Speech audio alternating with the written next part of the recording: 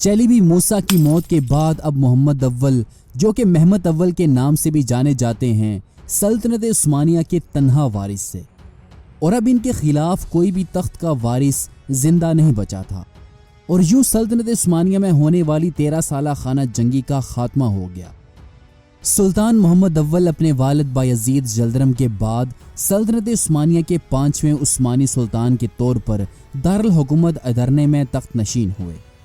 سلطان محمد اول جنگ انقرہ میں شکست کے بعد اپنے مختصر سے دستے کے ساتھ اماسیا چلے گئے تھے۔ وہ نہ تو سلطان بایزید کے سب سے بڑے بیٹے تھے اور نہ ہی اتنے زیادہ طاقتور تھے، یہاں تک کہ ان کے ساتھ کوئی طاقتور عثمانی وزیر بھی نہیں تھا۔ لیکن اس سب کے باوجود سلطان محمد اول نے اپنے بھائیوں کو شکست دیتے ہوئے سلطنت عثمانیہ کو تباہی و بربادی سے بچا لیا، اور انہوں نے اناطولیہ اور یورپ میں تیموری حملوں کی باقیات سے نئی سلطنت عثمانیہ کی بنیاد رکھی۔ کیونکہ انقرہ کی جنگ کے بعد سلطنت جس تباہی اور خانہ جنگی کا شکار ہو چکی تھی، ایسی صورتحال میں سلطنت عثمانیہ پر کسی بھی سلطنت کا حملہ کرنا اور اس پر قبضہ کرنا بالکل آسان تھا۔ تاہم سلطان محمد اول نے خانہ جنگی کے 10 سالوں کے باوجود ان تمام مسائل سے نکلتے ہوئے انہوں نے سلطنت عثمانیہ کی حقیقی سلطان ہونے کا ثبوت دیا۔ اسی وجہ سے اسلامی مورخین انہیں سلطنت عثمانیہ کے دوسرے بانی کے طور پر یاد کرتے ہیں، کہ جنہوں نے سلطنت عثمانیہ کے مردہ جسم میں ایک نئی روح پھونکتے ہوئے اسے پھر سے پہلے جیسا طاقتور اور مضبوط بنا لیا تھا۔ سلطان محمد اول اپنی چھوٹی سی عمر میں بہت سے امتحانات میں سے گزرے، لیکن ان کی ذہانت، ان کی سفارتی صلاحیت اور لڑنے کے عزم کی بدولت انہوں نے ان سب پر قابو پا لیا تھا۔ لیکن سلطان بننے کے بعد بھی ان کی زندگی کا امتحان یہیں ختم نہیں ہوا تھا، کیونکہ تیمور کے حملے کے بعد انہیں سلطنت عثمانیہ کو دوبارہ مستحکم کرنے کے لیے سخت ترین جد و جہد کرنی پڑی تھی۔ جب سلطان محمد اول رومیلیا یعنی کہ یورپ میں اپنے بھائی موسیٰ کے خلاف جنگ میں مصروف تھے، تو اناطولیہ میں ان کی غیر موجودگی کا فائدہ اٹھاتے ہوئے بہت سے ترک قبائل نے عثمانی سلطنت کے خلاف علم بغاوت بلند کرتے ہوئے بہت سے علاقوں پر قبضہ کر لیا۔ سب سے پہلے کارمان قبیلے کے سردار محمد بے نے سلطان محمد اول کے ساتھ اپنے معاہدے کو توڑتے ہوئے اس نے بورسا کا محاصرہ کر لیا۔ بنو ایدین قبیلے کے سردار جنید بے نے ازمیر کی طرف سے آگے بڑھتے ہوئے عثمانی سرزمین پر حملہ کیا۔ سلطان محمد اول کے دور کے ایک مسلمان مورخ شکر اللہ افندی اناطولیہ میں ترک قبیلوں کی جانب سے اس بغاوت کی وضاحت اپنے ایک فارسی کے شعر میں اس طرح کرتے ہیں کہ جنگل سے شیر کے غائب ہونے کی دیر تھی کہ اناطولیہ میں گیدڑ جنگل کے بادشاہ بن گئے۔ اگر معاملہ اناطولیہ میں ترک قبائل کی بغاوت تک ہوتا تو پھر بھی بات تھی۔ سلطان محمد اول کے لیے ایک نئی مصیبت ونیشین بحری جہازوں کی جانب سے تھی، جہاں ونیشین کے بحری جنگی جہاز گیلیپولی پر موجود عثمانی بحریہ پر حملہ آور ہوئے۔ 1314 عیسوی میں جب شہزادہ محمد اول نے یورپ میں اپنے بھائی موسیٰ چیلیبی کے ساتھ لڑنے کا فیصلہ کیا اور وہ اناطولیہ سے یورپ کی جانب روانہ ہوئے، تو کارمان قبیلے کے سردار محمد بے موسیٰ چیلیبی کے ساتھ رابطے میں تھے، کیونکہ شہزادہ موسیٰ کئی سالوں سے کارمان قبیلے کے دارالحکومت کونیا میں سردار محمد بے کے دربار میں اپنی خدمات سر انجام دے چکا تھا۔ تو کارمان قبیلے کے سردار محمد بے نے اپنے لشکر کے ساتھ اناطولیہ میں عثمانی سلطنت کا ایک شہر جو کہ انقرہ سے چند کلومیٹر کے فاصلے پر تھا، سیوری شہر پر حملہ کرتے ہوئے اس پر قبضہ کر لیا۔ کرمانی سردار محمد بے اپنے والد علاؤ الدین بے کے نقش قدم پر چل رہا تھا۔ جب 1396 عیسوی میں محمد بے کے مرحوم والد علاؤ الدین بے نے انقرہ تک کے علاقوں کو فتح کرتے ہوئے عثمانی کمانڈر تیمور تاش پاشا کو گرفتار کر لیا تھا، جبکہ اس وقت سلطان بایزید جلدرم عیسائیوں کے خلاف جنگ میں مصروف تھے۔ علاؤ الدین کے اس اقدام پر سلطان بایزید جلدرم نے انہیں پھانسی دے دی تھی، سو اب محمد بے اپنے مرحوم والد کی موت کا عثمانیوں سے بدلہ لینا چاہتے تھے، اور یہ اسی غرض سے حملہ کیا گیا تھا۔ اس کے بعد محمد بے نے ایک اور ترک قبیلے گرمیان کی زمینوں پر حملہ کیا، جو کہ عثمانیوں کا رشتہ دار اور ان کا حلیف تھا۔ علاؤ الدین بے نے خاص طور پر کوتاہیہ کو تباہ و برباد کر دیا، جہاں کبھی بایزید جلدرم یہاں کا گورنر ہوا کرتا تھا۔ یہاں گرمیان قبیلے پر حملے کے بعد محمد بے اپنی فوج کے ساتھ پرانے عثمانی دارالحکومت بورسا کی جانب چل پڑے۔ اس وقت بورسا شہر کا دفاع ایواز پاشا کر رہے تھے۔ ایواز پاشا وہ عثمانی کمانڈر تھے جو شہزادے محمد اول کے ساتھ اس وقت سے تھے جب کم عمری میں محمد اول اماسیا کا گورنر بنا کر بھیجا گیا تھا۔ محمد بے نے بورسا شہر کا چاروں اطراف سے محاصرہ شروع کر دیا اور اس نے بورسا شہر کے قریب سے بہنے والے دریا پینار باشی کا رخ موڑنے کی پوری کوشش کی تاکہ اہل شہر کو اس پانی سے محروم رکھا جا سکے، لیکن وہ اس کوشش میں ناکام رہا۔ دری اسنا عثمانی کمانڈر ایواز پاشا شہر سے نکلے اور انہوں نے کرمانی سپاہیوں پر اچانک حملہ کر دیا۔ یوں اس اچانک حملے سے کارمان قبیلے کے سپاہیوں کا بے حد جانی اور مالی نقصان ہوا اور ایواز پاشا چند کرمانی سپاہیوں کو زندہ گرفتار کر کے بورسا شہر میں لے آئے۔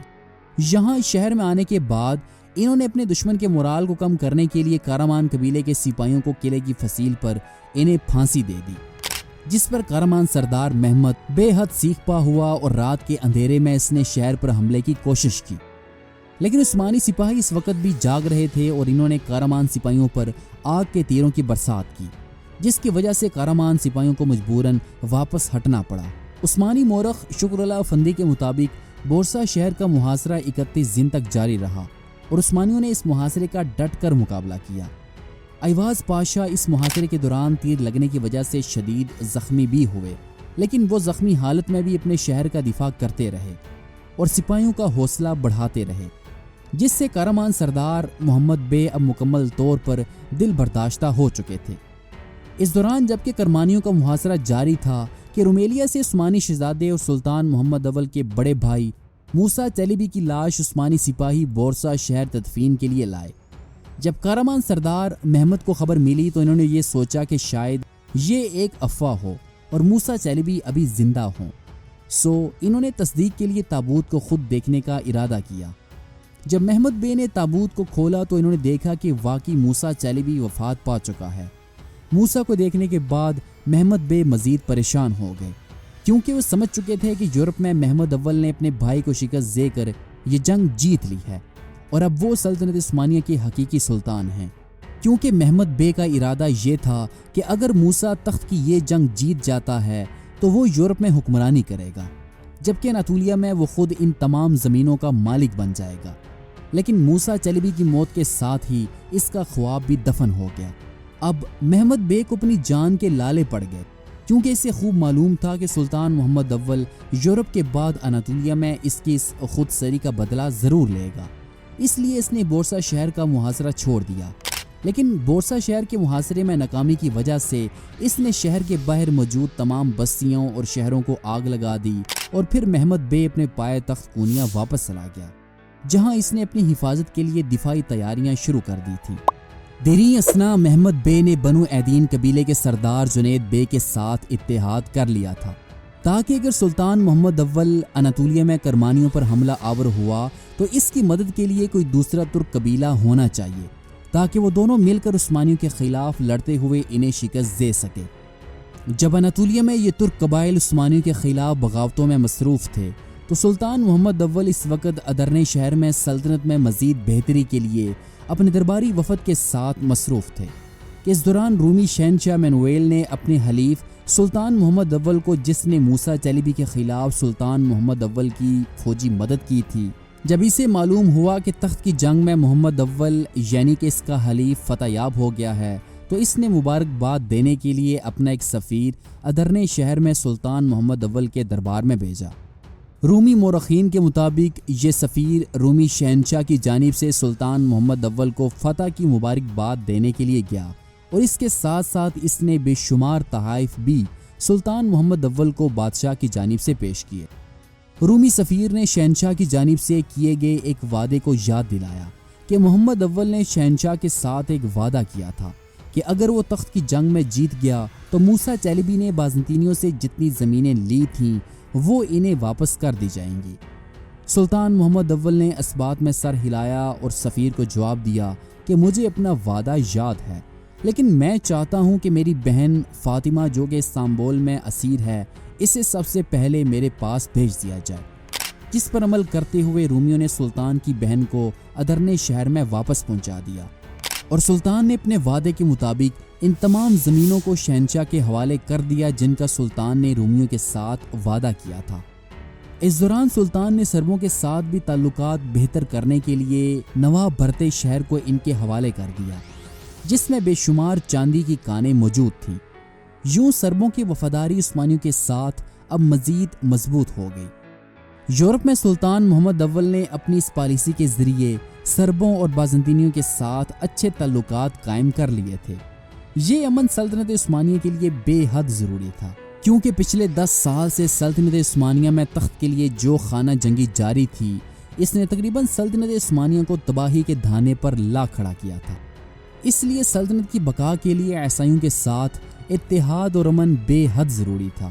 کیونکہ تخت کی 10 سالہ جنگ نے عوام میں بدامنی پیدا کر دی تھی اور سلطنت انتہائی کمزور ہو چکی تھی۔ اس سول وار کے علاوہ تیمور نے سلطنت عثمانیہ پر جو حملہ کیا تھا، اس سے بھی سلطنت عثمانیہ کو انتہا درجے کا نقصان پہنچا۔ تیمور نے اناطولیہ سے جس قدر سونا، چاندی اور مال وہ اکٹھا کر سکتا تھا، اس نے اکٹھا کیا، اور ہزاروں اونٹ سونے اور چاندی سے لدے سمرقند میں بھیجے گئے۔ اس لیے سلطان محمد اول کے کیے گئے یہ معاہدے سلطنت کے لیے بے حد مفید ثابت ہوئے، اور آخر میں یورپ میں امن کی ایک بڑی وجہ یہ بھی تھی کہ سلطان محمد اول اناطولیہ میں جانے سے پہلے یورپ میں امن و امان قائم کرنا چاہتے تھے۔ یوں ان تمام معاہدوں کے بعد سلطان محمد اول نے اب اناطولیہ میں اپنے ترک بھائیوں کو سبق سکھانے کے لیے ادرنے شہر میں فوجوں کو جمع ہونے کا حکم دیا، جس کے بعد 1413 عیسوی میں سلطان محمد اول اپنی فوج کے ساتھ اناطولیہ کے لیے روانہ ہوئے۔ یہاں اناطولیہ پہنچنے کے بعد سلطان محمد اول نے کارمان سردار محمد بے کو سبق سکھانے سے پہلے انہوں نے بنو ایدین کے سردار جنید بے کو سبق سکھانا زیادہ ضروری سمجھا۔ اس دوران جنید بے نے سلطان محمد اول کی فوجوں کا مقابلہ کرنے کے لیے اپنے قلعے ازمیر کا بھرپور دفاع کیا، لیکن سلطان محمد اول اپنی پوری جنگی تیاری کے ساتھ اناطولیہ آئے اور انہوں نے 10 دن کے محاصرے کے اندر ازمیر شہر پر حملہ کر کے اسے فتح کر لیا تھا۔ لیکن سلطان محمد اول نے فتح کے بعد بنو ایدین قبیلے کے سردار جنید بے کو کچھ بھی نہ کہا۔ سلطان محمد اول باقی عثمانی سلاطین کے مقابلے میں انتہائی رحم دل اور با کمال سلطان تھے۔ انہوں نے اناطولیہ کے ترک مسلمانوں کو قتل کرنے کی بجائے انہیں معاف کرنا زیادہ ضروری سمجھا، اور ہمیشہ جب کبھی بھی کسی ترک قبیلے نے عثمانیوں کے خلاف بغاوت کی تو انہوں نے پہلے تو اس بغاوت کو ختم کیا، اور پھر بجائے اس کے کہ وہ ان ترک ریاستوں پر حملہ کر کے انہیں اپنی سلطنت میں شامل کر لیتے، وہ ہمیشہ ان باغی ترک سرداران کو معاف ہی کرتے رہے۔ یوں بنو ایدین کو بھی معاف کرتے ہوئے انہوں نے صرف خراج پر ہی اکتفا کیا۔ بنو ایدین قبیلے کی بغاوت کو ختم کرنے کے بعد سلطان محمد اول واپس پرانے عثمانی دارالحکومت بورسا شہر پہنچے، جہاں انہوں نے کارمان سردار محمد بے کے ہاتھوں تباہ ہونے والی عمارتوں کا جائزہ لیا۔ اس کے بعد سلطان نے اپنا ایک سفیر بنو جاندار قبیلے کے سردار اسفندیار بے کے پاس کارمان قبیلے کے خلاف فوجی مدد کے لیے روانہ کیا۔ اسفندیار بے نے عثمانی فوج کی مدد کے لیے اپنے بیٹے قاسم بے کی سربراہی میں فوج کا ایک دستہ سلطان محمد اول کے پاس بھیجا۔ ادھر گرمیان قبیلے کے سردار یعقوب بے دوم نے بھی اپنے سپاہیوں کو سلطان محمد اول کی مدد کے لیے بھیجا، اور جلد محمد اول اپنی فوج کے ساتھ کارمان قبیلے کے خلاف پیش قدمی کرنے لگے، اور انہوں نے بغیر کسی مزاحمت کے اک شہر، سیڈی شہر اور بے شہر کو فتح کر لیا۔ ان زمینوں پر فتح کے بعد عثمانی فوجیں کرمانیوں کے دارالحکومت کونیا جا پہنچی، جہاں انہوں نے شہر کا باقاعدہ محاصرہ شروع کیا۔ اگرچہ اس دوران بہت سی زمینیں کارمان سردار محمد بے گھما چکا تھا، لیکن اس کے باوجود اس نے سلطان محمد اول کے خلاف ڈٹ کر مقابلہ کیا، اور اس نے شہر کے دروازے کھولنے سے بھی انکار کر دیا۔ اس محاصرے کے دوران موسلا دھار بارشیں شروع ہو گئیں، اور بالآخر کارمان سردار محمد بے نے صلح کی درخواست کی، جسے سلطان محمد اول نے منظور کرتے ہوئے کرمانیوں کے ساتھ صلح کر لی، اور وہ اپنی فوجوں کے ساتھ کارمان قبیلے سے واپس چلے گئے۔ لیکن ابھی سلطان محمد اول راستے میں تھے کہ کرمانی سردار محمد بے نے اپنے وعدے کو توڑتے ہوئے بے شہر پر حملہ کر کے اسے دوبارہ اپنی سلطنت میں شامل کر لیا۔ جب یہ خبر سلطان محمد اول کو پہنچی تو وہ بہت غصے میں آئے، اور انہیں محمد بے کی عہد شکنی کا بے حد دکھ ہوا، اور جب سلطان انقرہ کے قریب پہنچے تو وہ اچانک بیمار پڑ گئے۔ دریں اثنا سلطان محمد اول کا خاص آدمی اور عظیم الشان وزیر بایزید پاشا عثمانی فوج کا سربراہ بن گیا۔ سربراہ بننے کے ساتھ ہی اس نے کارمان قبیلے کے سردار کے پاس ایک خط بھیجا، کیونکہ اس کی اور کرمانی سردار محمد بے کی آپس میں اچھی دوستی تھی۔ اس نے فوری طور پر محمد بے کو سلطان کی بیماری کی خبر دی اور اسے بتایا کہ عثمانی سلطان بستر مرگ پر ہے اور جلد اس کی موت ہو جائے گی۔ اب میں عثمانی فوج کا سربراہ بن چکا ہوں، تم جلد اپنی فوجوں کے ساتھ عثمانی سلطنت پر حملہ کر دو، میں تمہارے ساتھ ہوں۔ یہ خبر سننے کے بعد کرمانی سردار بے حد خوش ہوا اور وہ اپنی فوج کے ساتھ انقرہ کی جانب کوچ کرنے لگا، لیکن انقرہ پہنچنے سے پہلے ہی راستے میں عثمانی آغا بایزید پاشا نے گھات لگا کر محمد بے پر حملہ کیا اور اسے اور اس کے بیٹے سمیت زندہ گرفتار کر لیا گیا۔ جلد یہ خبر انقرہ میں سلطان محمد اول کو دی گئی، جس سے سلطان محمد اول بے حد خوش ہوئے۔ اس کے بعد کرمانی سردار کو سلطان محمد اول کے سامنے حاضر کیا گیا۔ سلطان نے کھڑے ہو کر کہا کہ میں تمہارے ساتھ کیا سلوک کروں، جس پر کارمان سردار نے کہا کہ میں اپنے سلطان کا پابند گناہ گار بندہ ہوں، فرمان میرے سلطان کا ہے۔ اس کے بعد سلطان نے کارمان قبیلے کے سردار سے کہا کہ تم قسم کھاؤ کہ تم دوبارہ بغاوت نہیں کرو گے اور نہ ہی مسلمانوں کا ناحق خون بہاؤ گے۔ اس پر کرمانی سردار محمد بے نے اپنا ہاتھ سینے پر رکھتے ہوئے قسم کھائی کہ جب تک میرے جسم میں جان رہے گی میں ہمیشہ عثمانیوں کی اطاعت کرتا رہوں گا۔ اس پر سلطان محمد اول بے حد خوش ہوئے اور انہوں نے دوبارہ اسے اس کی سلطنت بخش دی۔